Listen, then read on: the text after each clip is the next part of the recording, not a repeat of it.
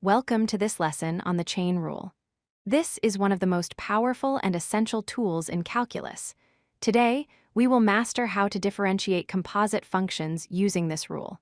By the end of this video, you will confidently handle functions inside other functions. Before we dive into the rule itself, we need to understand what we are dealing with. A composite function is essentially a function nested inside another function. In mathematical terms, we write this as f of g of x here. G of x is the inner function, and f is the outer function acting on it. Visualizing this structure is the first step to solving these problems. Here is the chain rule formula. It might look intimidating, but it is quite logical.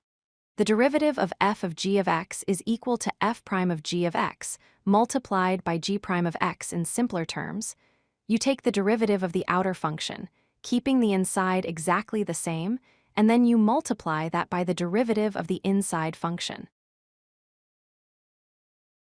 An easy way to remember this is the onion analogy. Imagine the function has layers like an onion. First, you peel the outer layer, that is differentiating the outer function. At this stage, you do not touch the inner layer. After you have handled the outside, you move inwards and differentiate the inner layer. Then simply multiply the results. Let's break this down into a repeatable three-step process. Step 1, identify your inner and outer functions. Step 2, differentiate the outer function, leaving the inner part unchanged. Step 3, multiply the result by the derivative of the inner function. If you follow this order, you will avoid the most common errors. Let's apply this to a polynomial. Consider y equals 3x squared plus 1, all raised to the power of 5. Our outer function is the power of 5, and the inner function is 3x squared plus 1. We bring down the 5, keep the inside the same, and subtract 1 from the exponent.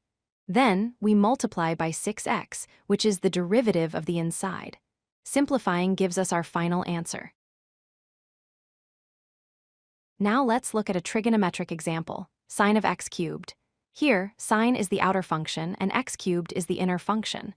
The derivative of sine is cosine, so we write cosine of x cubed. Notice the inside didn't change yet. Then, we multiply by the derivative of x cubed, which is 3x squared. Rearranging terms gives us the clean final result. Watch out for these two pitfalls.